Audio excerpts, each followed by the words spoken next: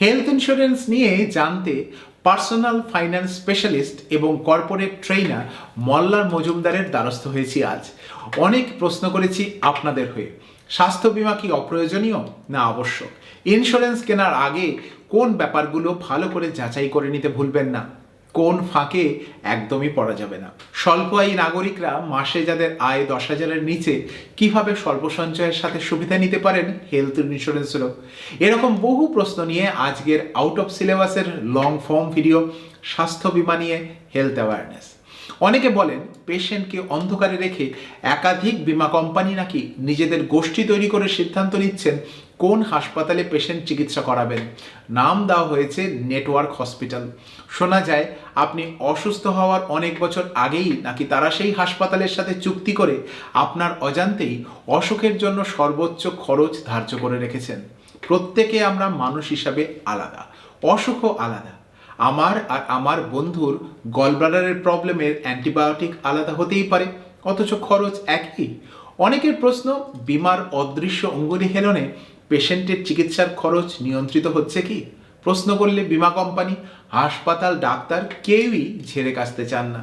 অসহায় এই আবহাওয়ায় পেশেন্ট হিসাবে আপনার ভবিষ্যৎ কেমন? আজ বাস্তব কঠিন। মোটা হেলথ ইন্স্যুরেন্স না থাকলে প্রাইভেট হাসপাতালে কোয়ালিটি চিকিৎসা পাওয়া মধ্যবিত্তের প্রায় হাতের বাইরে।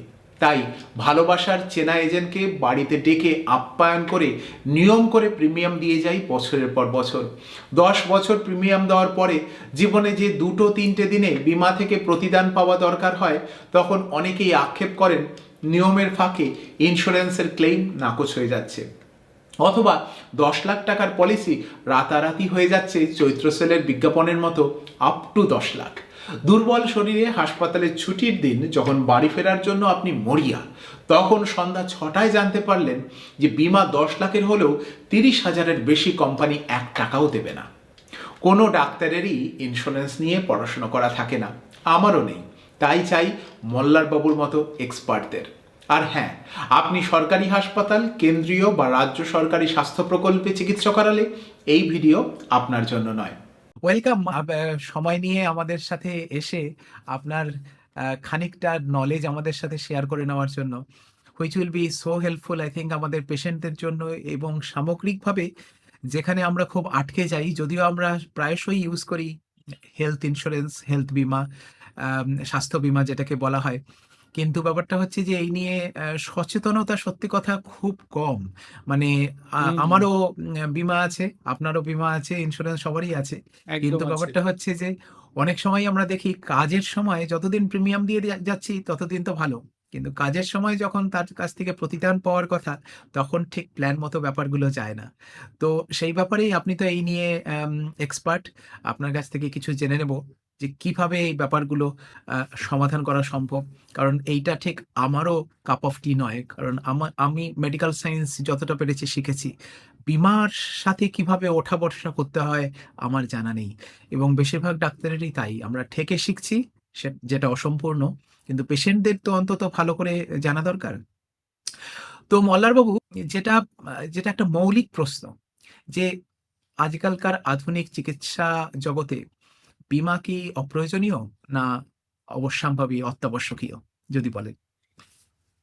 আহ, খুব রেলিভেন্ট কোয়েশ্চেন। মানে আপনি শুরুটা যেটা করেছেন একদম পারফেক্ট, যে যখন প্রিমিয়াম দেই তখন তো দিয়ে যাই, তারপর পাওয়ার সময় দেখি আরে পাওয়া তো যাচ্ছে না, তখন কি সমস্যা হয়। তো আহ, আমার এরিয়াটা অ্যাকচুয়ালি আরো বড়, পার্সোনাল ফাইন্যান্স পুরো এরিয়াটাতে ইন্স্যুরেন্স, হেলথ ইন্স্যুরেন্স একটা পার্ট। এবং আমার অভিজ্ঞতাতে আমি যেটা দেখেছি যে অনেকেই টাকা জমান, টাকা জমাতে জমাতে একটা জায়গায় পৌঁছন, কিন্তু হঠাৎ করে যদি একটা রোগ আসে, পার্টিকুলারলি 2020-2021 আমরা ভীষণভাবে দেখেছি। আমার আমার ইনফ্যাক্ট দুজন ডাক্তারের আমার আমার ক্লায়েন্ট ছিলেন যাদের এক্সপিরিয়েন্স আমি দেখেছি। কোভিডের সময় কি সাংঘাতিকভাবে টাকা বেরিয়ে গেছে। তো এটা একটা সমস্যা, সবার রোগ যেন না হয় সেটা ঠিক। আমি অনেকটা এটার সঙ্গে কম্পেয়ার করব, এই যে আপনি তো গাড়ি চালান, আমি চালাই না, আমি পিছনে বসতে পছন্দ করি, কিন্তু গাড়ি আপনি জোরে চালান না আস্তে চালান মোটামুটি? দেখুন, যে কোনো ড্রাইভারকেই বললে সে বলবে যে আমি যেরকম স্পিডে দরকার সেরকমই চালাই। কিন্তু আমি মোটামুটি মডারেট স্পিডেই চালাই। ধরুন মডারেট স্পিডে খুব জোরে বা খুব আস্তে নয়। শহরের মধ্যে তো অবশ্যই খুব জোরে নয়। অবশ্যই। কিন্তু আপনি গাড়ি জোরেই চালান না আস্তে চালান? অবভিয়াসলি একটা 40, 50, 60-এ তো চালান। আপনি কেন চালাতে পারেন বলুন তো গাড়িটা জোরে? বিকজ অফ দি অ্যাক্সিলারেটর এবং ভালো রাস্তা, ভালো গাড়ি। ধরুন আপনার যদি ব্রেক না থাকতো, শুধু অ্যাক্সিলারেটর থাকতো, তাহলে কি আপনি গাড়িটা জোরে চালাতেন? একদমই না। অবশ্যই না। তো ইন্স্যুরেন্সকে না আপনি অনেকটা ব্রেকের মতো ভাবুন। একটা খুব ভালো। শরীর খারাপ হুম, কিন্তু আপনাকে হঠাৎ করে একটা জায়গায় আটকে দিতে পারে। ওই ব্রেক হচ্ছে আপনার গাড়ির ইন্স্যুরেন্স। ভেরি ওয়েল তেমনি সেড। হেলথ ইন্স্যুরেন্সটাও, মানে আপনার যদি না থাকে অনেক সময় আপনি অনেক কিছু করার কনফিডেন্সই পাবেন না। তো অ্যাপার্ট ভেরি ট্রু। ফ্রম চোখে দেখা যে বহু লোক, বহু মানুষ তাদের অর্থ আছে কিন্তু তারপরে দেখা যাচ্ছে যে আর্থিক দিক থেকে ভেঙে পড়ে। মানে এক একটা ফ্যামিলি আমি দেখেছি ভেঙে পড়ছে বিকজ ইন্স্যুরেন্স নেই।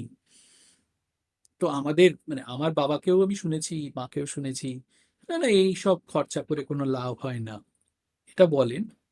কিন্তু যখন কোনো ঝড়ঝাপটা আসছে একটা ফ্যামিলির কাছে, তখন বোধহয় হেলথ ইন্স্যুরেন্সটাই তাদের বাঁচায়। এবং লাইফ ইন্স্যুরেন্সের থেকেও এটা ইম্পর্টেন্ট, অনেকটাই ইম্পর্টেন্ট। কেননা আমি থাকাকালীন আমার যদি কিছু হয়, আমার পরিবারের কিছু জন্যে আমার হেলথ ইন্স্যুরেন্সটা দরকার। এবং হেলথ ইন্স্যুরেন্স, ঠিক আছে, আমার মনে হয় আমরা আরেকটু গল্পে যাই, তাহলে ব্যাপারটা আরো ক্লিয়ার হবে। তো এটা আমার বক্তব্য যে হ্যাঁ, এটা থাকা জরুরি, অত্যন্ত জরুরি আজকের দিনে। অ্যাবসলিউটলি। আমারও তাই মনে হয়। আমার নিজেরও হেলথ ইন্স্যুরেন্স আছে এবং আপনি আমার সঙ্গে ব্যক্তিগত আলাপচারিতায় আপনি নিজেও বলেছেন যে আপনিও হেলথ ইন্স্যুরেন্স নিয়েছেন। আম আমার অনেক আছে, তো অনেকটা আছে আমার। আমি আর সে সেই অঙ্কটা আমি জানি, কিন্তু এই পাবলিক ফোরামে সেটা বলছি না। কিন্তু যেটা ব্যাপার সেটা হচ্ছে, তাহলে এটা উম মানে রীতিমতো অত্যাবশ্যকীয় একটা আজকালকার দিনে, পার্টিকুলারলি মডার্ন হেলথ কেয়ার যেভাবে দাঁড়িয়ে আছে, সেখানে quality health care is costly. No doubt about it. সেখান থেকে আউট অফ পকেট এক্সপেন্ডিচার হলে ইট ইজ ভেরি ডিফিকাল্ট। এবং পার্টিকুলারলি হেলথ ইন্স্যুরেন্স দরকার হয় যখন বয়স আমাদের বাড়তির দিকে সাধারণত। হুম। আর এবং সেই সেইখানেই সময় হেলথ তখন ইন্স্যুরেন্স পাওয়া যায় না, ঠিক সেই সময় অ্যাবসলিউটলি পাওয়াটা যায় না। পাওয়াটা যায় না। অনেক সময় অনেক কোম্পানি হেলথ ইন্স্যুরেন্স তখন উইথড্র করে নেন। যাই হোক, সেগুলোতে আমরা পরে আসছি। সেকেন্ড যে প্রশ্নটা মল্লারবাবু আপনাকে করতে চাই, সেটা হলো যে হেলথ ইন্স্যুরেন্স তো করলাম, করার পরে যেদিন হাসপাতালে ভর্তি হলাম, হলাম, ট্রিটমেন্ট হলো, বাড়ি যাওয়ার সময় আমার মন সারাক্ষণ মানে আকুল। কখন আমি বাড়িতে যাওয়ার জন্য কখন গাড়িতে ফিরবো? উঠবো বা ওলায় উঠবো। কিন্তু তখনই আসে আসল কষ্টি পাথরের পরীক্ষা, যে আমার হেলথ ইন্স্যুরেন্স অ্যাপ্রুভ হয়েছে কিনা, হয়ে থাকলে কতখানি হয়েছে। অনেকেই দেখা যায় চক্রবর্তী বানান ভুল, মুখার্জি বানান ভুল, ডেট অফ বার্থ মিলছে না, বা কখনো কখনো প্রি এক্সিস্টিং কোনো ডিজিজ ডিক্লেয়ার করা আগে ছিল না বলে শেষ মুহূর্তে হেলথ ইন্স্যুরেন্স আটকে যাচ্ছে। আমরা প্রি এক্সিস্টিং ডিজিজের ব্যাপারে এখন কথা বলবো না, পরে একটু আলোচনা করবো আলাদা করে। কিন্তু এই যে শেষ মুহূর্তে ঠিক যবনিকা পতনের আগে কয়েক ঘন্টার মধ্যে একটা সাংঘাতিক উথাল পাথাল, সেই জিনিসটা অনেক সময়ই খুব অনিশ্চয়তার জন্ম নেয়। এবং আমার একদম। মনে হয় সেটার কারণে অনেকেই হেলথ ইন্স্যুরেন্স বা বীমার উপরে আস্থা হারিয়ে ফেলেছিলেন, ফেলেছেন এবং ফেলছেনও বটে। কিন্তু হুম। হেলথ ইন্স্যুরেন্স যখন করতেই হবে, তাহলে এই ধরনের অনিশ্চয়তার এই ব্যাপারটা কতখানি মিনিমাইজ করা যায়, যদি একটু আমাদের বুদ্ধি দেন। আই থিঙ্ক হেলথ ইন্স্যুরেন্স, আপনি যখন যে পয়েন্টটা এলেন সেটা হচ্ছে আমি যখন অসুস্থ হয়ে হসপিটালে ভর্তি হয়ে বেরোচ্ছি, health insurance preparation stage starts যখন আমি হেলথ ইন্স্যুরেন্সটা নিচ্ছি সেই সময়টা থেকে। আহ, খুব খুব ইম্পর্ট্যান্ট হচ্ছে যখন আমি হেলথ ইন্স্যুরেন্স নিচ্ছি, আহ, অনেক অনেক এজেন্টস আমি দেখেছি, অনেকেই এসে বলছেন যে না না আপনাকে এত কিছু লিখতে হবে না, আমি আপনার হয়ে সব ফিল ইন করে দিচ্ছি। কিন্তু যে কোনো ইন্স্যুরেন্স বা বীমার ক্ষেত্রে খুব ইম্পর্ট্যান্ট হচ্ছে, দেখুন, যখন আমি কোনো প্রোডাক্ট কিনি, ধরুন আমরা ফোন কিনছি, আমি একটা ফোন কিনছি বা যে কোনো দোকান থেকে একটা জিনিস কিনছি, যিনি বিক্রি করছেন তিনি ফোনটা সম্বন্ধে সবকিছু জানেন। আমি ভুলও কিনতে পারি, ঠিকও কিনতে পারি। লায়াবিলিটি ইজ অন দোকানদার। উনি আমাকে ঠিক জিনিসটা দিচ্ছেন কিনা। আমি টাকা দিচ্ছি, উনি আমায় একটা প্রোডাক্ট দিচ্ছেন, তো প্রোডাক্ট কোয়ালিটিটা উনি জানেন। যদি কিছু গন্ডগোল হয় আমি গিয়ে কনজিউমার প্রোটেকশনে বলবো এই আমার ফোনটা খারাপ। হেলথ ইন্স্যুরেন্স বা ইন্স্যুরেন্সের ক্ষেত্রে আমার মধ্যে কি অসুখ আছে সেটা না আমি জানি। আমি টাকা দিচ্ছি, কিন্তু আমি চাইছি। So insurance is a subject of solicitation, মানে insurance is not sold, it is bought. হ্যাঁ, এই জিনিসটা একটা ব্যাপার। আমি প্রায়শই দেখি প্রত্যেকটা ইন্স্যুরেন্স কোম্পানি অ্যাডভার্টাইজমেন্টের পরে এটা লেখা থাকে, insurance is a subject matter of solicitation. এটা যদি সো আই সাধারণ এম বাঙালিকে সলিসিটিং। বোঝার মতো, ক্লাস 5-এর বাচ্চাকে বোঝার মতো যদি একটু বলেন, হ্যাঁ বললেন অবশ্য। তো আমি চাইছি, আমার তাই যে আমাকে ইন্স্যুরেন্স দেওয়া হচ্ছে। হ্যাঁ, আমি চাইছি। তো হুম। আর আমি আমাকে কভার করতে চাইছি। এবার আমি জিনিসটা আমি জানি, মানে আমার কোথায় অসুখ করেছিল, কবে আমি পড়ে গিয়ে পা ভেঙেছিলাম, হুম। কবে আমি 50টা সিগারেট খেয়েছিলাম, এই পুরো বিষয়টা আমি জানি। তো আমাকে না ওই ডিসক্লোজারটা ঠিক করে দিতে হবে। এবার আমি ডিসক্লোজার দিলাম না, এবার আমার বদলে অন্য কেউ, আমি তো সই করে দিয়েছি, আমি ডিসক্লোজারটা দিলাম না। আমি যদি ডিসক্লোজার ভুল দেই, পরবর্তীকালে ইন্স্যুরেন্স কোম্পানি কিন্তু আমায় ক্লেম দিতে নাও পারে। মানে নর্মাল ক্ষেত্রে হয় হচ্ছে কেভিয়েট এন্টার, মানে বায়ার্স বিওয়্যার, যারা কিনবেন তারা সাবধানে কিনবেন। ইন্স্যুরেন্সের ক্ষেত্রে কিন্তু উল্টো, সেলার্স বিওয়্যার, আইনটা অন্যদিকে। তাই জন্য আমাকে খুব ক্লিয়ারলি বোঝাতে হবে যে আমার এই এই আছে, আমার এই প্রি এক্সিস্টিং আছে, আমার এই সমস্যা আছে, অমুক সমস্যা আছে। সেই দেখে ইন্স্যুরেন্স কোম্পানি যদি দয়া করে আন্ডার রাইটিং, মানে এখানে একটা আন্ডার রাইটিং বলে বস্তু আছে, যেখানে ও আদৌ আমাকে ওই প্রোডাক্টটা দেবে কিনা, মানে যিনি সেলসম্যান তিনি বিক্রি করে গেলেন, কিন্তু ইন্স্যুরেন্স কোম্পানি টাকা নিয়েও ফেরত দিয়ে দেয় অনেক ক্ষেত্রে। বলে না না, আপনাকে আমি নেবো না, আপনার অমুক সুগার আছে, অমুক আছে, বা আপনাকে একটু এক্সট্রা টাকা দিতে হবে। ওই আন্ডার রাইটিং এর থ্রু হতে গেলে আমাকে কিন্তু সমস্ত কিছু ক্লিয়ারলি জানাতে হবে। আমি যদি না জানাই, এবং ইন্স্যুরেন্স কোম্পানি পরবর্তীকালে যখন ও ক্লেমটা সেটেল করবে জানতে পারে, ও আমাকে টাকা দেবে না।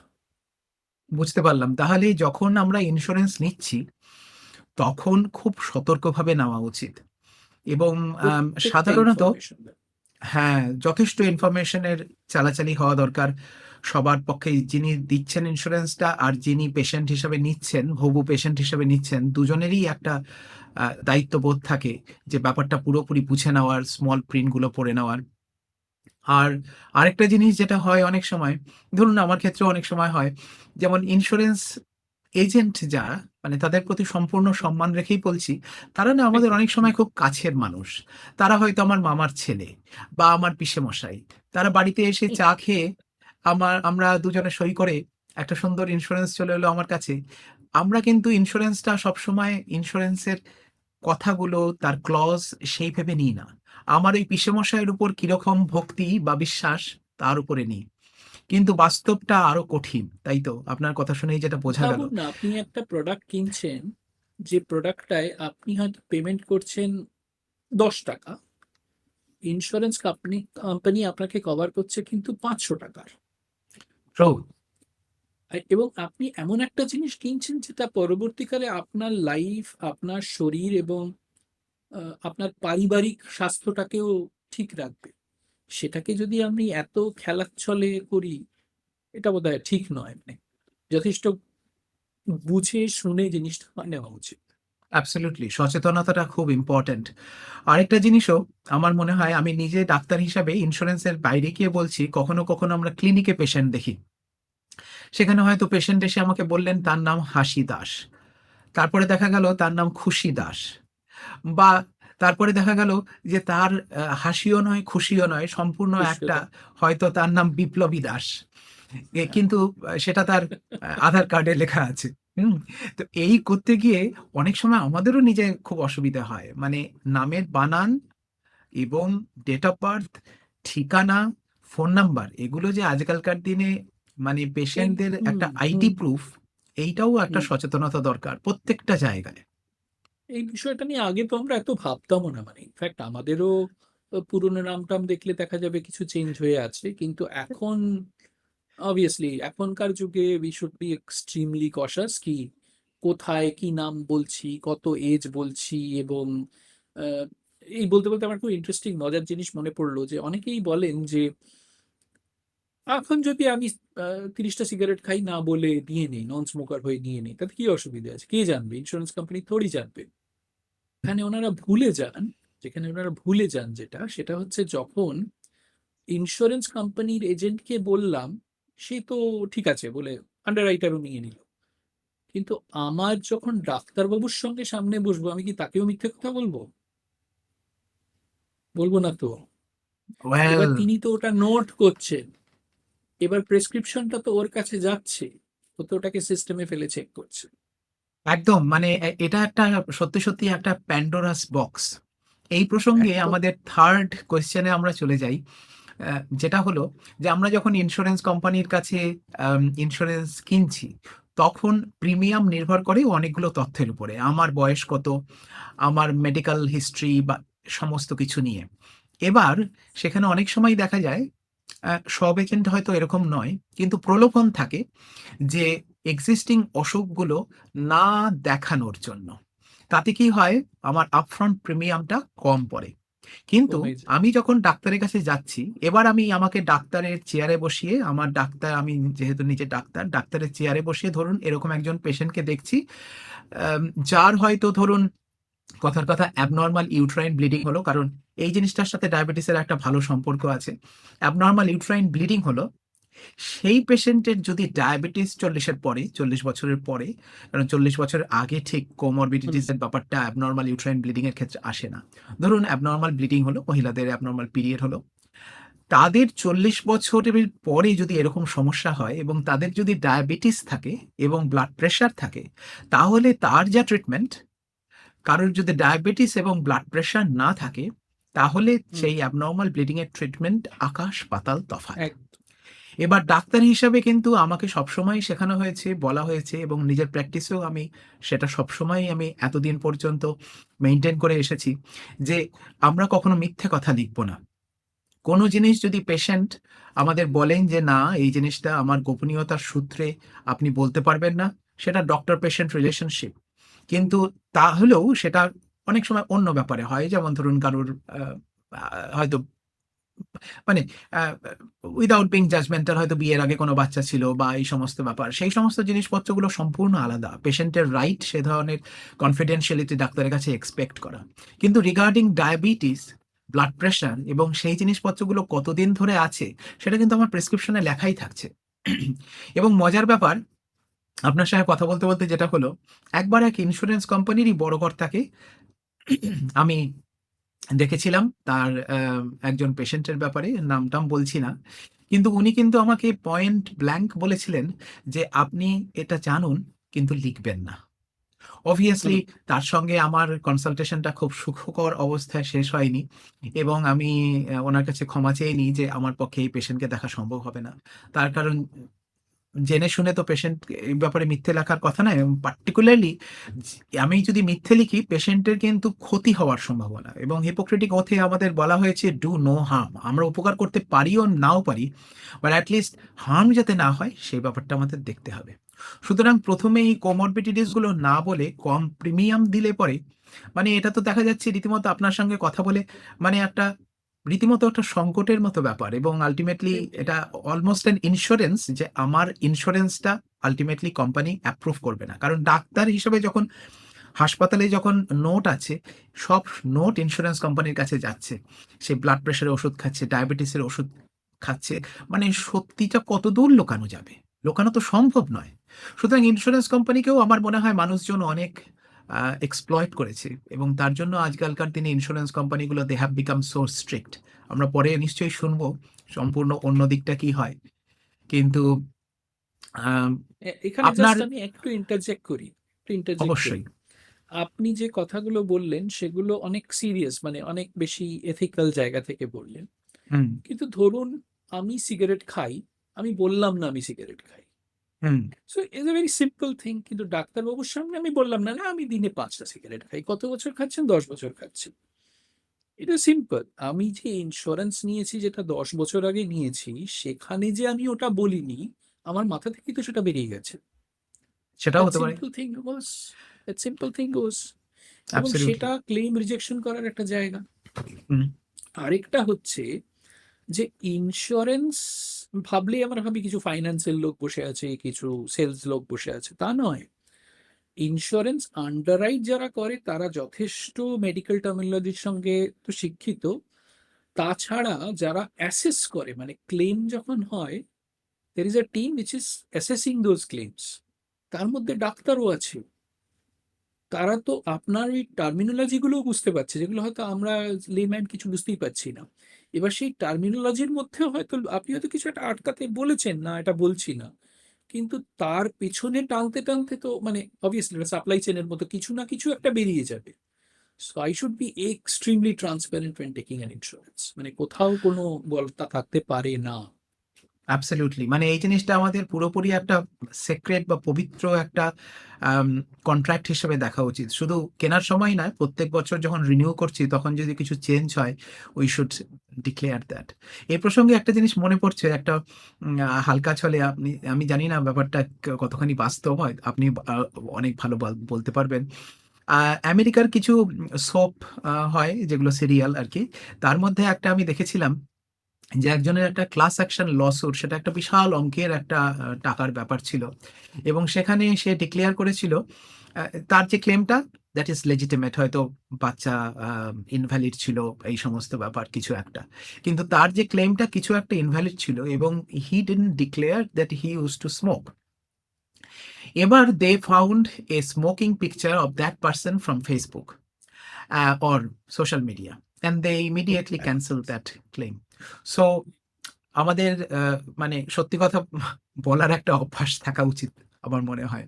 মানে এই এটা তো আরেকটা আমার মাথায় আসেনি, মানে ইটস ওয়ান্ডারফুল ফ্যাক্ট যে আজকাল সোশ্যাল মিডিয়ার জগতে যেখানে সারাদিন রিল চলছে, সেখানে তো আমরাই আমাদের প্রাইভেট ইনফরমেশন সবকিছুই ওপেন করে দিচ্ছি। মানে এখানে হিপোক্রেটিক ওতেরও দরকার নেই, মানে we are revealing everything to the society. True. তো সেখানে সবাই সব জানে। হাতে মানে মদের গ্লাস নিয়েও হয়তো অনেককে দেখা গেছে বলছে না আমি কখনো খাইনি। হ্যাঁ। এবার বোঝো। আচ্ছা, আরেকটা জিনিস, এবার তো দেখলাম যে আমরা সাধারণ মানুষ জেনে বা অজান্তেই কিভাবে ইন্স্যুরেন্স কোম্পানিকে ফাঁকে ফেলি। কিন্তু এবার আমাদের আলোচনাটা একটা সম্পূর্ণ অন্যদিকে যাচ্ছে, বলতে পারেন ইউটার্ন। সেটা হলো যে এটা কেউ কোনোদিন স্বীকার করবে না। নিশ্চয়ই কোনো বীমা কোম্পানিও স্বীকার করবে না, কোনো কর্পোরেট হাসপাতালও কোনোদিন অন ক্যামেরা কোনোদিন স্বীকার করবে না। কিন্তু আমি আপনি সাধারণ সমাজের সাধারণ মানুষ, আমরা খুব মধ্যবিত্ত হুম, বাড়ির থেকে উঠে এসেছি, এবং আমাদের absolutely. একটা দায়িত্ববোধ থাকে যে সত্যিটা সবাইকে জানানোর জন্য। তো কখনো কখনো কি এরকম হতে পারে, এবং এই আমি যে কথাগুলো বলছি আমার নিজস্ব পেশাকে দূরে সরিয়ে রেখে অ্যাজ এ হিউম্যান বিইং আমি বলছি, যে কখনো কখনো কি মনে হয় আপনার, আপনি তো এই নিয়ে ওঠা বসা করেন, যে বীমার অদৃশ্য অঙ্গুলি হেলনে পেশেন্টের চিকিৎসা নিয়ন্ত্রিত হতে পারে? যেমন ধরুন, ইন্স্যুরেন্স কোম্পানি অনেক সময় পেশেন্টকে অন্ধকারে রেখে হাসপাতালের সঙ্গে একটা মেমোরান্ডাম অফ আন্ডারস্ট্যান্ডিং স্বাক্ষর করে, এবং তাতে হাসপাতাল একটা নির্দিষ্ট প্যাকেজের কস্টে সেই হুম, ট্রিটমেন্টটা পেশেন্টকে দিতে বাধ্য থাকেন, যে পেশেন্ট সেই বীমা কোম্পানির গ্রাহক। এবার ধরুন কথার কথা, কারোর সেই অসুখটা হয়েছে 2025-এ, সেই মেমোরান্ডাম অফ আন্ডারস্ট্যান্ডিং হয়তো স্বাক্ষর হয়েছে 2023-এ। মানে ভাবতে গেলে সেই পেশেন্টের যেদিন অসুখ হলো, তার 1 বছর 2 বছর আগে কোনো কাঁচের ঘরে বসে হাসপাতাল এবং বীমা কোম্পানি মেমোরান্ডাম অফ আন্ডারস্ট্যান্ডিং স্বাক্ষর করেছে। একজন মানুষের একটা অসুখের চিকিৎসার ব্যাপারে কি খরচ তার কপালের লেবেল হয়ে ললাট লিখনের মতো লেখা থাকবে একটা কাঁচের ঘরে বসে। আমি এক্ষেত্রে যাচ্ছি না whether it's ethical, perhaps it's not even the question of ethics, it is perhaps immoral. কিন্তু অন্য দিক থেকে ব্যাপারটা দেখুন, কারণ ইন্স্যুরেন্স কোম্পানিকেও তাদের কোম্পানি চালাতে হবে। কিন্তু বাস্তবে দুটো পেশেন্ট আলাদা। এই প্যাকেজ সিস্টেম কি তাহলে সত্যি সত্যি পেশেন্টের সার্বিক শারীরিক এবং মানসিক স্বাস্থ্যের পরিপন্থী? মানে ইট অপোজেস পেশেন্টস হেলথ? আপনার কি বিশেষজ্ঞ হিসাবে মতামত? দেখুন, যে কোনো পয়েন্টেরই না অনেকগুলো দিক আছে। আমি প্লাস মাইনাস দুটোই একটু বলতে চাই। মানে লেট ইট বি নিশ্চয়ই। ক্লিয়ার, মানে আপনি একদম ঠিক বলেছেন, আমরা মধ্যবিত্ত বাড়ি থেকে এসেছি। এই মুহূর্তে আপনি আপনার পেশার সঙ্গেও যুক্ত নন, আমি আমার থেকেও না। হ্যাঁ, কিন্তু এক্সপেরিয়েন্সটা নিয়ে আসছি, আমরা জাস্ট একটা ডিসকাশন করছি। আপনি চ্যালেঞ্জটা দেখুন। চ্যালেঞ্জটা হচ্ছে ইন্স্যুরেন্স ব্যাপারটা কি? প্রথমে আমি যদি বোঝার চেষ্টা করি, ইন্স্যুরেন্স হচ্ছে, আমি ধরে নিচ্ছি আমার সোসাইটিতে 100 জন আছেন। এই 100 জনের মধ্যে 1 জন কি 2 জন বিপদে পড়বেন, এরকম একটা কিছু হতে পারে। তো আমরা 100 জন মিলে একটা একটা একটা ফান্ড তৈরি করব। এবার এই 1 জন বা 2 জন যদি বিপদে পড়ে, তাহলে সেই ফান্ডটা এই 2 জনকে সাপোর্ট করবে, যাতে করে উম, তাদের পরিবার ঠিক করে চলতে পারে।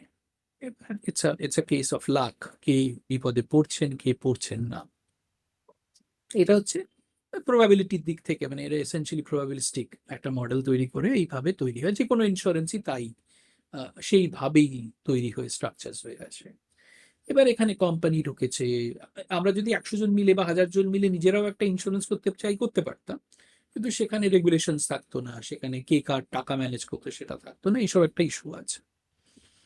এবার যে মুহূর্তে একটা কর্পোরেট সেখানে ঢুকে পড়লো, সে একটা স্ট্রাকচার ভাবে তৈরি করলো, কিন্তু মডেলটা সেই মডেলই থেকে গেল। এবার প্রবলেমটা অন্য দিকেও আসছে। ধরুন 1 জন বা 2 জন যেখানে অসুস্থ হওয়ার কথা 100 জনের মধ্যে, সেখানে যদি 10 জন অসুস্থ হয়ে পড়ে, insurance company cannot manage it, কেন ও তো যে কালেকশন করেছে সেটাই চলে গেল। এটা ঠিকই। একটা মেজর সমস্যা যেটা হয়েছে। 2 নম্বর প্রবলেম হচ্ছে, কিছু অসাধু হসপিটালস আছে, তারা বেশ কিছু জায়গায় প্রচুর ইনফ্লেট করে টাকা বার করে নেয়। ঠিক। এবার আপনি যদি হেলথ অফ ইন্স্যুরেন্স কোম্পানিগুলো দেখেন, particularly public sector health insurance company যেগুলো দেখেন, প্রত্যেকটা লস করছে, কিন্তু ওদের কাছে তাই? টাকা নেই। আচ্ছা। হ্যাঁ, ওদের ওদের মানে কাছে টাকা ন্যাশনাল নেই। ইন্স্যুরেন্স, জেনারেল ইন্স্যুরেন্স, হ্যাঁ, ওরিয়েন্টাল হ্যাঁ, আর জেনারেল ইন্স্যুরেন্স না, জেনারেল ইন্স্যুরেন্স তো একটা arm body. I beg your pardon, national national, insurance, oriental, যাই হোক ইউনাইটেড, চারটে কোথায় আছে? United, new India. New India ঠিক ছাড়া ঠিক। বাকিগুলোর প্রত্যেকটার ক্ষেত্রেই রিসেন্টলি একটা রিপোর্ট আছে যে ওদের যে ক্যাপিটাল অ্যাডিকুয়েসি রেশিও সেটা নেগেটিভ হয়ে গেছে। এবং বাবা। আপনি দেখছেন প্রত্যেক বছর ইন্স্যুরেন্স কোম্পানির প্রিমিয়াম, প্রাইভেট ইন্স্যুরেন্স কোম্পানির প্রিমিয়াম কিন্তু লাফিয়ে বাড়ছে। True. তার কারণ নাম্বার অফ ক্লেমস যতটা ওরা ভেবেছিল তার থেকে বেশি আসছে। এটার আরেকটা বিরাট অসুবিধে হচ্ছে যে আমাদের দেশে ডেপথ অফ ইন্স্যুরেন্স তৈরি হচ্ছে না, মানে 100% লোক তো কভার্ড নয়। একদমই না। কটা লোক কভারেজ নিচ্ছে? এই কভারেজটা যদি বাড়ানো যেত, তাহলে কিন্তু এটা আমার হয়তো স্ট্যাটিস্টিক্যালি জিনিসটা আরো মডেল করতে সুবিধে হতো। তাই জন্য ইন্স্যুরেন্স কোম্পানি এই ধরনের ড্রাস্টিক স্টেপ নিচ্ছে, কেন তারাও লস করছে। উইচ ইজ গুড ব্যাড আগলি আমি হুম, বলছি না। হুম, হুম। এখানে হসপিটাল মনোপলাইজেশনের একটা ব্যাপার আছেই। বিশেষ করে যেখানে আমরা দেখতে পাচ্ছি প্রত্যেকটা বড় বড় হসপিটালই কোনো না কোনো একটা ফরেন কোম্পানি কিনে নিচ্ছে। End of the day foreign private equity এসে পড়ছে, যেটা তো আমরা চোখের সামনে দেখছি কি হচ্ছে, ঠিকই। কনসলিডেশনটা। হুম। এবং এই চেনটা কি করে আমরা ভাঙবে আমরা জানি না। একমাত্র উপায় হয়তো ডেপথ অফ ইন্স্যুরেন্স বাড়ানো, আরো লোকের কাছে যদি পৌঁছে যাওয়া যায়, আরো লোককে যদি কভারে জানা যায়, সেক্ষেত্রে হয়তো পুলটা অনেক বেশি হতে পারে, কিন্তু তা হচ্ছে না। এবং প্রত্যেক ক্ষেত্রেই আইদার আন্ডার ইন্স্যুরেন্সের ইস্যু আসছে, মানে আমার যতটা ইন্স্যুরেন্স হওয়া উচিত আমি ততটা নিচ্ছি না, তার থেকে কম নিচ্ছি। গিয়ে দেখছি 10 লাখ টাকা খরচা, আমার ইন্স্যুরেন্স আছে 2 লাখ টাকা, তখন আমি কোথা থেকে দেব? সো আপনি যদি স্ট্যাটিস্টিক্যালি দেখেন, this is a mess, this is a complete mess. তাই তো, আপনার কথা শুনে তো তাই মনে হচ্ছে। মানে I didn't had any faintest idea about this. তো টোটাল মানে একটু স্ট্যাটিস্টিক্যালি যদি যাই, জিডিপিতে আমাদের health health sector expense around 3.8%, government spend করে অ্যারাউন্ড 2%-এর মতো, যেটা হওয়া উচিত 2.5% অ্যাজ পার নিজেদের ডিরেক্টিভ অনুযায়ী। এবং প্রত্যেক ক্ষেত্রেই দেখা যাচ্ছে যারা ইনশিওর্ড আছেন তারাও 40% টাকা নিজের পকেট থেকে খরচা করছে, মানে আচ্ছা। না এদিকে হচ্ছে না ওদিকে হচ্ছে। আর অবভিয়াসলি হেলথের এক্সপেন্সেস কনসিস্টেন্টলি বেড়েই চলেছে। ঠিকই। এটা একটা এই সমস্যা। জিনিসটা খুবই মানে just to summarise this thing, আমি যেরকম বুঝলাম, সো বেসিক্যালি এটা একটা সাবস্ক্রিপশন বা চাঁদার মতো, যে আমি নিয়মিত ইন্টারভ্যালে এটা দিয়ে গেলাম। তারপর আহ, একটা প্রবাবিলিস্টিক, যেটা আপনি বললেন, একটা অঙ্কের খেলার উপর এটা দাঁড়িয়ে আছে। একসাথে সবাই যদি ক্লেম করা হয়, যেমন করোনার সময় হয়েছিল, আই থিঙ্ক ইন্স্যুরেন্স কোম্পানিগুলো তখন খুব খারাপ অবস্থা হয়েছিল। সুতরাং ইন্স্যুরেন্স কোম্পানিগুলো আহ, এই যে বাড়তি যে আর মানুষের তো ইদানিং আমার মনে হয় যে হেলথের ব্যাপারে নিডও বেড়ে যাচ্ছে, এবং এভরিওয়ান ইজ বেড়ে আস্কিং যাচ্ছে। For rather quality health care. সুতরাং ইন্স্যুরেন্স কোম্পানিগুলো তাদের নিজেদের অফিস বাঁচানোর জন্য, অবভিয়াসলি নিজেদের কোম্পানি বাঁচানোর জন্য, which is is I think is legitimate. কেউ একজন যদি কোম্পানি তৈরি করে, তারা তো সব পেশেন্টকে বলেই করছে। এবং তখন গিয়ে হাসপাতালের হ্যাঁ, সঙ্গে এই জাস্ট প্যাকটা করে আসছে। তাহলে করতে করতে বাধ্য দুটো হচ্ছে সাইডই, এটা রীতিমত। দুটো সাইডই হয়তো, মানে আমি হুম। আমি বলছি হয়তো সবার সবার ক্ষেত্রে দুটো সাইডেরই একটা ইস্যু আছে। কেউ ঠিকই। কেউ ইনফ্লেটেড বিল বানাচ্ছে, হুম। আর হ্যাঁ, কেউ হ্যাঁ, আর আর সত্যিই টাকা হাসপাতালও, পাচ্ছে না। কিছু কিছু হাসপাতালও এমনিতে ইন্স্যুরেন্স, সাধারণত আমি শুনেছি যে ইন্স্যুরেন্সকে কাজ যা ক্লেম করা হয়, ইন্স্যুরেন্স একটা ডিক্লেয়ার্ড অ্যামাউন্ট 5-10% কেটেই হসপিটালকে দেয়। কিন্তু না, নিশ্চয়ই হয়েছে। সব ক্ষেত্রে আহ, নয়, সব ক্ষেত্রে নয়। আচ্ছা, তাই? এগুলোরও আবার নুয়ান্সেস আছে, হ্যাঁ, মানে ও আপনি ফুল, মানে নর্মাল কি হয়, নর্মাল ইন্স্যুরেন্স গুলোতে আপনার কনজিউমেবল, ধরুন আপনি তুলো, এগুলোর হ্যাঁ, জন্য কোনো কাভারেজ পাবেন না। আচ্ছা, কিছু ইন্স্যুরেন্স আছে সেখানে আপনি একটু বেশি প্রিমিয়াম দেন, খুব সামান্য 0.05% প্রিমিয়াম এক্সট্রা নিয়ে ওরা ওটাকেও 100% কভারেজও দিচ্ছে কিন্তু, আচ্ছা, মানে ওই অনেকটা ওই আমাদের মোবাইল ফোনের মতো আর কি, অসংখ্য প্ল্যান, মানে কোন প্ল্যানটা নেব কিছুই বুঝতে পারি না কি ওখানে দাঁড়িয়ে, ওরম টাইপের, মানে আপনাকে একটু বুঝে বুঝে নিতে হবে যে কোনটা নেব, কোনটা আমার জন্য ফিট করে।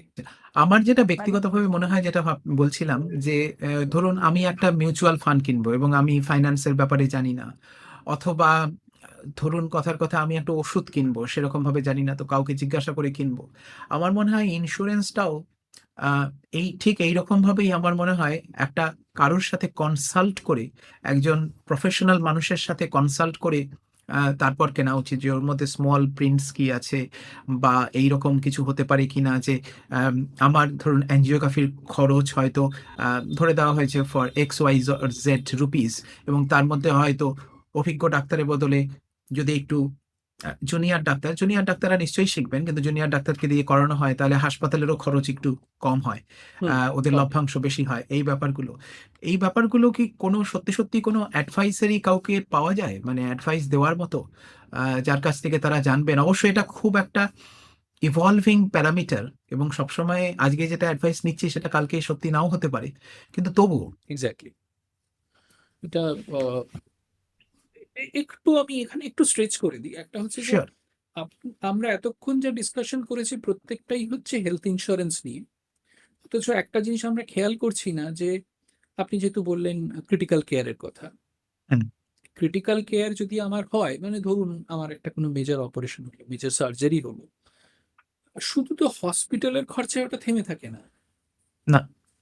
আমি কিছুদিন বাড়িতে থাকবো, আহ, আমার তার ছাড়াও বাড়িতে কিছু ডোমেস্টিক কেয়ার্স থাকবে, তারও কিন্তু আলাদা ইন্স্যুরেন্স হয়, এবং তার আবার প্রিমিয়ামটা খুব কম।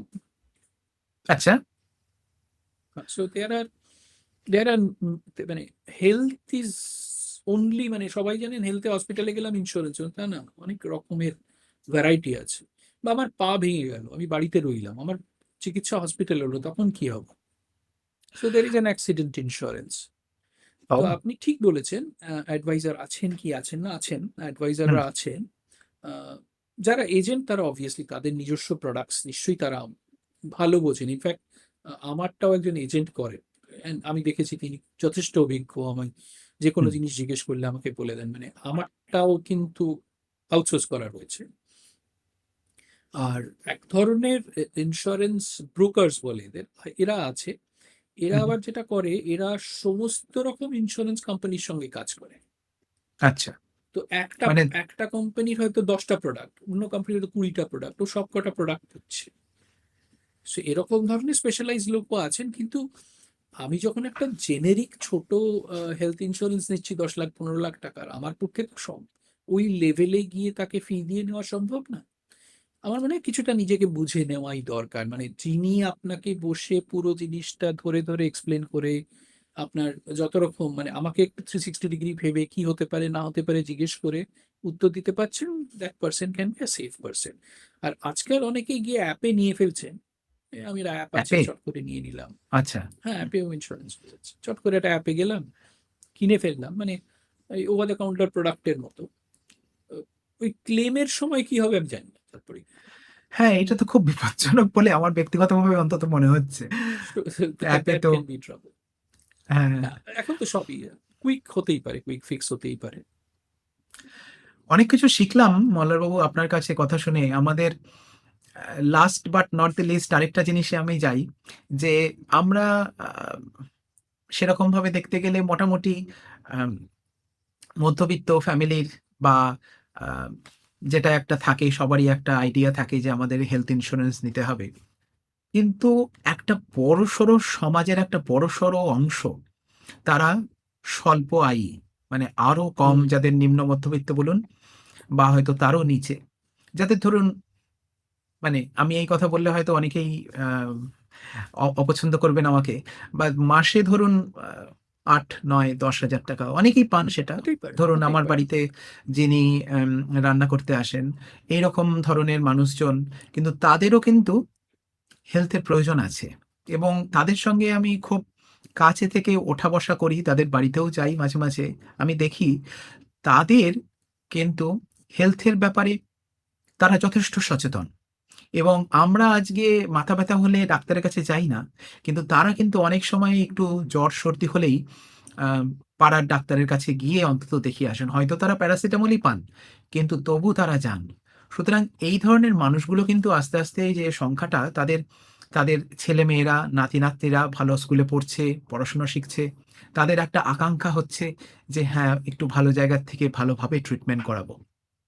তাদের ক্ষেত্রে ইন্সুরেন্সের ব্যাপারে কি স্কোপ আছে যদি একটু বলেন? আর তার সাথে আশা করব তাদের মধ্যে অনেককেই এই মেসেজটা আমি পৌঁছে দিতে পারবো। আপনি যে এখন কথাটা বলবেন যদি আমাদের একটু গুছিয়ে বলেন। তাদের তো হেলথ ইন্সুরেন্স ছাড়াও একজন ধরুন কথার কথা, একজন ৩০ বছরের মহিলা, তিনি হয়তো কোথাও কাজ করতে গেলেন, তার মাসে ৮, ৯, ১০,০০০ টাকা। আম হয়তো সামগ্রিকতার নিরিখে সেটা খুবই কম বা তার কাছে হয়তো সেটা অনেকটাই বেশি। কিন্তু ব্যাপারটা হচ্ছে সে হেলথ ইন্সুরেন্স ছাড়া আর কোথায়, কোথায় তিনি সঞ্চয় করতে পারবেন ভবিষ্যতের জন্য? আপনি তো শুধু হেলথ ইন্সুরেন্সের ব্যাপার না, আপনি ফাইন্যান্সিয়াল অ্যাডভাইজার। তো এই অর্থের ব্যাপারটা যদি বলেন particularly ফর স্বল্প আয়ীদের ক্ষেত্রে ব্যাপারটা কি হবে? একটু গুছিয়ে বলবেন। আমি এর মধ্যে আপনাকে একদম ডিস্টার্ব করব না। আপনার এই পুরো জিনিসটা রেকর্ড করে আমার ইচ্ছা আছে আমি যারা এইভাবে থাকেন তাদের সঙ্গে আমি এটা দেব। আর প্লিজ এমন ভাষায় বলবেন যে ওনারাও এটা বুঝতে পারেন। হ্যাঁ, আমার মনে হয় খুব সিম্পল। আপনি যে কোয়েশ্চেন করেছেন সেগুলো রেলিভেন্ট। এটা নিয়ে ইনফ্যাক্ট আমরা একটু আগেই বললাম যে আমরা তো ইন্স্যুরেন্সটা ডিপ ডেপথে যেতে পারছি না। আমরা তো সবাইকে কভারেজে নিয়ে আসতে পারছি না। So that's a huge failure. কেন সবাইকে আনতে পারলে ওই আর কি পুরো সোসাইটি যদি শরীর ভালো থাকে তাহলে আমার সোসাইটির মুভমেন্টসও ভালো হবে। এবং আমাদের এই মুহূর্তে একটা সুবিধে হচ্ছে আমার দেশটা এখন ইয়াং দেশ, পৃথিবীর ইয়াংগেস্ট দেশ। কিন্তু আগামী 10 বছর বাদে তো লোকে বয়স বাড়বে। তো মানে we are essentially getting into a time bomb, যে আগে যত আমরা এগোবো আরো 5, 7, 10 বছর বাদে কি দেখবো আমরা জানি না। তো এখানে দাঁড়িয়ে there is a huge gap, there is a huge gap। আচ্ছা, এইভাবে আমরা ভাবতে পারি যে প্রথম হচ্ছে যখন আমরা হেলথ ইন্স্যুরেন্স, আমি একটু আবার পুরোনো হেলথ ইন্স্যুরেন্সে যাই, সেটা হচ্ছে যে নিশ্চয়ই। প্রত্যেক হেলথ ইন্স্যুরেন্সের সঙ্গে না একটা বছরে একবার নিজেকে দেখানোর একটা চুক্তি থাকে। মানে ধরুন আমার হেলথ ইন্স্যুরেন্স অ্যালাউ করে আমাকে গিয়ে একটা ফুল বডি চেক আপ করানো। তার জন্য ওরা আমাকে একটা টাকা দেয়, সেটা হয়তো পুরোটা নয়, বাট একটা দেয়, মানে উইচ রিমাইন্ডস মি প্রত্যেক বছর গিয়ে না আমি একবার পুরো একটা হেলথ বডি চেক আপ করে আসি। এবং রিসার্চ বলছে আমার আমার আমার আমাদের প্রচুর পেপার আছে, আমি আপনাকে পেপারগুলো শেয়ারও করতে পারি। তাতে দেখবেন যে যারা এই ধরনের স্ক্যানিং করেন, নিজেদের টেক কেয়ার করেন, পার্টিকুলারলি প্রত্যেক বছর গিয়ে ডাক্তার দেখ মানে ফুল বডি একটা চেক আপ বা যে ধরনের চেক আপ করেন, তাদের রোগ টোগ একটু কম হয় তার কারণ আমি তারা সম্পূর্ণ সহমত আপনার সাথে। তারা মেনটেন করছেন, তারা না নিজেরা জানেন আমি কি করতে হবে। কিন্তু বহু লোক আছে যাদের কাছে এই সুযোগটা থাকা সত্ত্বেও তারা জান না, হ্যাঁ কি আছে, যখন হবে তখন যাবো। আই থিঙ্ক আমাদের মতো দেশে নিজেকে মেনটেন করা খুব দরকার, এবং আপনি একদম ওই জন্যই এই যে যাদের কথা বললেন যে প্রত্যেক কিছু হলেও গিয়ে একটা প্যারাসিটামল পেলেও একজন ডাক্তারের সঙ্গে কথা বলে আসা, দ্যাটস ভেরি ভেরি ইম্পর্টেন্ট। এবং নিজেকে একটা চেক করিয়ে নেওয়া, বেসিক চেক গুলো করানো ইম্পর্টেন্ট, এটা সবার ক্ষেত্রেই প্রযোজ্য। আর সেকেন্ড, অবভিয়াসলি এখন সরকারি বেশ কিছু স্কিম টিম আছে, যেখানে আহ, সেটা সেন্ট্রাল লেভেলেও আছে, সেটা স্টেট লেভেলেও আছে, কিছু স্কিমস আছে যে স্কিমস গুলো অবশ্যই নেওয়া উচিত। এবার কতটা সেটা এফেক্টিভ আমরা জানি না, কিন্তু তার জন্য যথেষ্ট বাজেটারি অ্যালোকেশন আছে, সেটা আমরা দেখতে পাই যে ওই টাকা তো ট্যাক্সের টাকা থেকেই যায়, তার মানে ওই খরচাটা হয়। আমাদের স্বাস্থ্য কেন্দ্রগুলো তো আছে, তো সেখান থেকে যেটুকু আমাদের হেল্প পাওয়া যায় সেটা আমাদের নেওয়াই দরকার। আর আপনি যখন ইনভেস্টমেন্টস এর কথা বললেন, মানে আমরা একটা বাজেট করে রাখি আমাদের জন্য, সেটার ইম্পর্টেন্স হচ্ছে যে উম, ধরুন আহ, আপনি বললেন 8-10 হাজার টাকার কথা মাসে। এবার কেউ হয়তো 50,000 পায়, কেউ 1 লাখ পায়, 10,000 পায়, কিন্তু পার্সেন্টেজ তো একই। মানে আমি যদি 1 লক্ষ টাকায় আমার 1% সেভ করি, যিনি 10,000 টাকায় উনি হয়তো 100 টাকা সেভ করেন, কিন্তু উনি তো করেন। এবার এক্ষুনি কিছু স্কিমস আছে, ইনফ্যাক্ট আমি আমি যদি রেগুলার টাকাটাকে, আমি জানি আমি এসআইপি, আজকাল সবাই বলে এসআইপি করে রাখি, তার একটা গ্রোথ হয়। এবার এক ধরনের এসআইপি আছে, একটা কতগুলো প্রোডাক্ট আছে যেখানে ওরা কি করে, আপনি যদি এসআইপি করেন, ওরা না তার সঙ্গে একটা হেলথ ইন্স্যুরেন্স কভার ওর সঙ্গে ট্যাঙ্গেল করে দেয়। আচ্ছা। হ্যাঁ, মানে ধরুন আপনি মাসে 500 টাকা দিচ্ছেন, আপনি কমিট করলেন আপনি 3 বছর দেবেন, তার মানে 3 বছরে 500 টাকা দিলে আপনি 18,000 টাকার একটা টোটাল দেবেন, তো আপনাকে না 18,000 টাকার কভার দিয়ে দেয়। এই ধরনের প্রোডাক্টসও তৈরি হয়েছে, যেগুলো মিউচুয়াল ফান্ড কোম্পানি এসে এতদিন আপনার টাকাটাও বাড়লো, আর হঠাৎ করে কোনো রিকোয়ারমেন্ট হলে ওই লিকুইড টাকাটা আপনার কাছে আছে, যেটা দিয়ে আপনি ইউজ করতে পারছেন। দারুণ। এই ধরনের সিচুয়েশন, মানে স্পেসিফিক যতটুকু আমাদের সামর্থ্য, তার মধ্যেই মায়ের দেওয়া মোটা কাপড় যেটুকু আছে আমি তাই দিয়েই আমাদের চালাতে হবে। তো এগুলো আছে।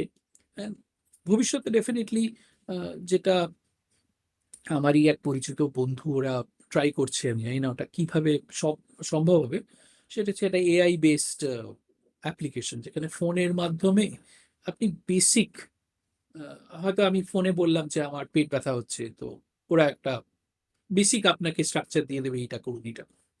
তো এইগুলো ডেফিনেটলি ভবিষ্যতে আমরা দেখতে পাবো, বাট আজকের দিনে নিয়েও চেষ্টা করছিল আমি জানি, তাতে দেখা গেল যে ওই ইনভেস্টমেন্ট আসছে, তাতে ডাক্তার এর যা খরচা তার থেকে বেশি খরচা হচ্ছে আপনার ওই ক্লাউডের।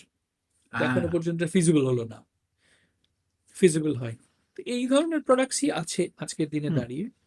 আহ, গুজরাটে আমি জানি একটা খুব সুন্দর এক্সপেরিমেন্ট করছিল ওরা, কিন্তু সেটা কতটা সফল আমি জানি না। মানে আমাদের এখানে সেলফ হেল্প গ্রুপগুলো আছে না, উইমেন সেলফ হেল্প গ্রুপগুলো, যাদের থ্রু দিয়ে টাকা পয়সা দেওয়া হয়, এরা মিলে একটা গ্রুপ সিস্টেম বানিয়েছে, যেখানে বসে ওরা রোগ নিজেরা আবার একটা ওই ক্রেডিট সোসাইটির মতো করে কিছু টাকা নিজেরা ওখানে জমিয়ে সেখান থেকে ডাক্তার রেখে একটা ব্যাপার করা।